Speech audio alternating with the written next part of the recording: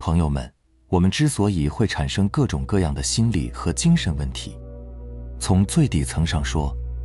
就是因为我们正在逐渐地丧失自己的觉知能力。如果你自己可以完全清楚地觉察，并且知道此刻正在发生什么，此刻你正在做什么，那你还会有什么像诸如强迫症、抑郁症等等之类的情绪问题吗？其实让你痛苦的根源只有一个原因，那就是你根本无法觉知到此刻你还是不是你，你无法觉知到此刻你正在做什么，你也更加无法觉知到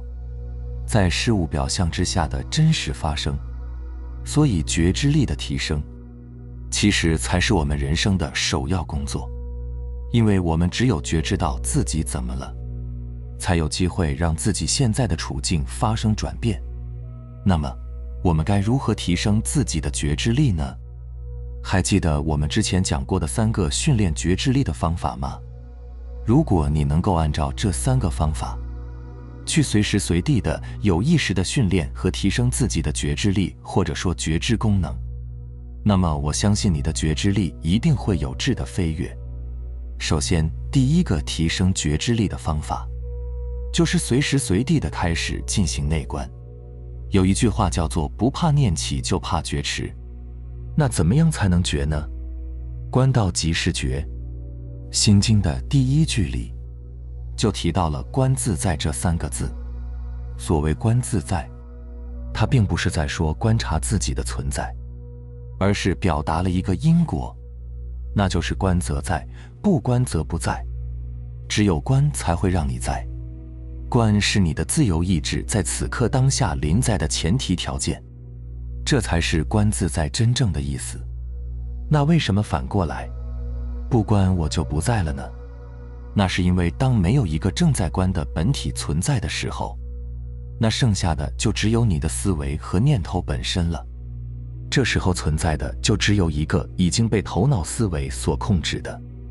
正在无意识地做着机械化反应的肉人而已。真正的你自己已经不存在了，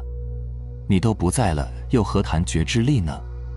所以从现在开始，时刻对你任何正在进行的思考保持警觉，时刻让自己跳出来，站在一个第三方的视角，默默地观察这个正在思考的自己。其实真正的修行就是每当你的念头升起之时，去不带评判、不介入的安静而又耐心的观察，看着你头脑当中一个个的念头来了又走，观而不染，观而不住。像这样的如如不动观，就可以逐渐地让我们从迷失当中，从对头脑里各种虚像的认同和痛苦情绪之中解脱出来，让我们可以看清楚自己的业力功课到底自己会在什么样的情境之下自动化的升起，什么样的执念和情绪又会随之机械化地做出什么样的惯性反应。只要你做如是观，你内在的佛性就会立刻升起，你就会立刻重新回归此刻当下，重新回归于本体，重新成为自由的意识，成为自己的主人。每一次对念头的深刻观察，其实都是对主体意识的一次提炼，都是一次修行，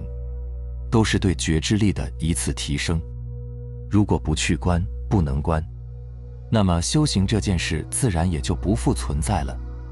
所以观缘起，观起心动念，观妄想，观执念，观自己的自动化反应模式，观自己的二元化思维机制，这些就是心经里所说的观自在。观自在就是我们离一切相明心见性的基础法门，是证悟般若智慧的最大的一个前提，也是佛家修行的最核心的心法。在这个练习之下，你只需要做到2点：第一，知道自己在思考；第二，看见自己脑子里的这些念头都是什么。这就是观。这个练习就是为了让你从思维当中解放出来，你需要时刻让自己变成你思维和行为的沉默的观察者，尤其是观察你思维的自动重复模式和你的各种小我所扮演的角色，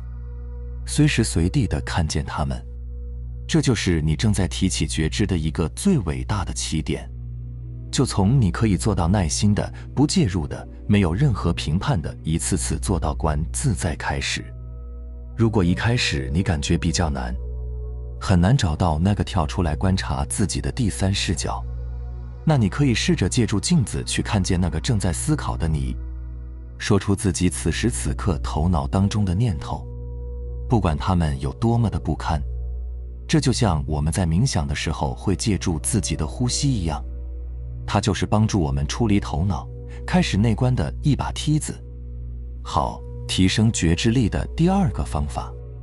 随时随地的练习把自己全部的注意力瞬间都从情绪和念头当中抽离，然后全部放在当下。首先，我们尽量能够让自己处于一个静态的环境当中，比如你独处时，和你周围各种各样的环境静物处在同一个当下。你可以去觉知一下，比如说看到一个桌子，看到一个凳子，你就可以找一下跟他们处在当下的这种感觉，这种宁静的感觉。如果你是走在花园里散步，你看到树，看到小草，看到花，也可以放下你的思维，跟他们进行一个链接，并且跟他们一起同时保持临在。当然，你也可以把注意力放在自己身体的感觉上，比如我们早上醒来在起床的时候，你可以花几分钟与你正在呼吸的身体处在当下，找一下那个感觉，放下你的思维，与你的身体保持在此时此地此刻，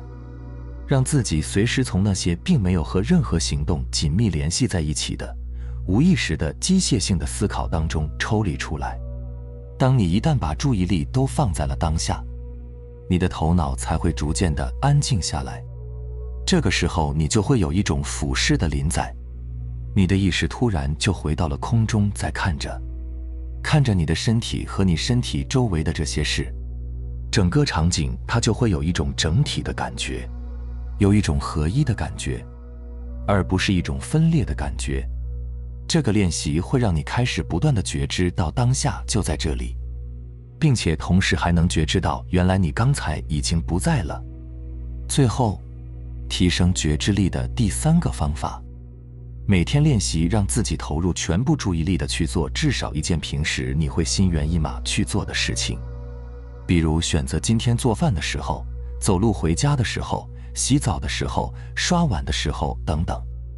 然后全程把你的所有的注意力都投入在做这一件事情的过程上。我说的全然指的是在这个过程当中，你的头脑里没有任何的杂念。比如说刷碗，刷碗本来是一件大家都不愿意去做的事情，但实际上，如果你能够保持觉知，能够处在当下，保持觉知的情况之下去刷碗，刷碗就成了一个功课，成了一个你通向觉醒的奇妙的旅程。所以你在刷碗的时候安住当下，注意你的刷碗的手的动作，以及这些污垢被洗去之后水的状态、水的形状，以及碗被刷得干干净净、擦得光亮光亮的时候，那一系列的过程你会发现它非常的美妙，就好像在弹奏一首非常美妙的曲子一样。它会让你从心底里升起一种喜悦和一种感恩。如果在这样一种状态之下，你去做任何的家务，你也不会觉得很累，恰恰会觉得很享受。你不会说我要赶快做完，完成这个任务，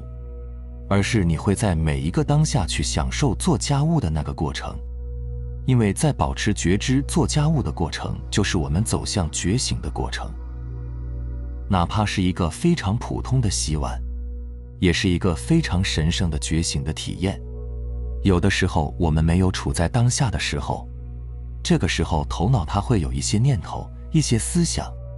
它又会把你带到过去，带到想象，带到想法，带到回忆。这个时候你也不要生气烦恼，你只需要温柔地提醒一下自己，轻轻地把自己拉回来，继续让自己处在当下那一刻。让这种温柔的能量慢慢把你拉回来。就是说，你不要跟你的思想、跟你的头脑、跟你的小我去对抗，而是温柔地去挣开它们，回到当下。再比如，当你要开车拉车门的时候，你跟车门处在当下停顿一下，不要一拉车门马上进去，停顿一下，跟它安住一下，然后进去之后把门关上的那一刹那不要立刻就启动，而是跟你整个车保持临在，保持当下。当你车上路的时候，你明明白白转动方向盘，踩着油门的感觉，踩着刹车的感觉，按着喇叭的感觉，以及你走的每一条路、每一段路都明明白白、清清楚楚。当你关上车门的那一刹那，你不要着急离开，而是停顿一下，跟你的车处在当下，然后开始往前走，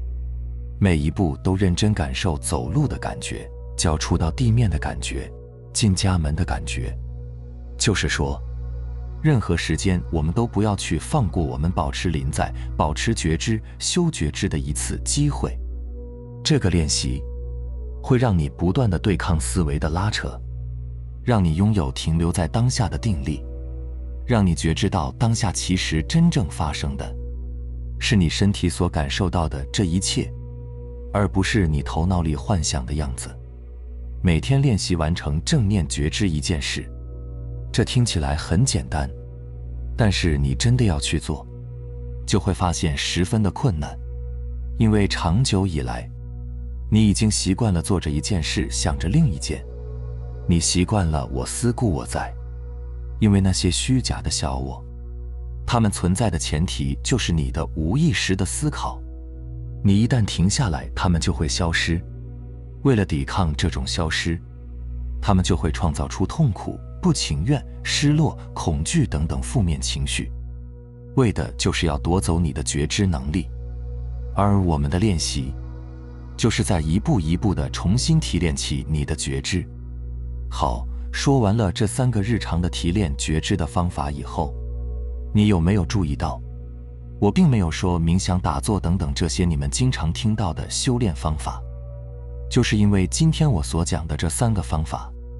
它们和冥想的本质都是一样的，都是让你与思维进行解绑。所以从某种意义上来说，其实它们都属于冥想练习的范畴。而一个真正的修行者，他会随时随地根据自己的情况，立刻让自己进入动态或者静态的冥想，随时进入，随时出来，并不是一定非要盘腿打坐。当你的觉知力足够强大的时候，你自然就会拥有这种能力，自然就可以让自己随时出离头脑，跳出思维，让自己慢慢地成为一个真正自由自在的人。明白了吗？好了，非常感谢你能看到这里，希望能对你有所触动和启发。我们下期再见。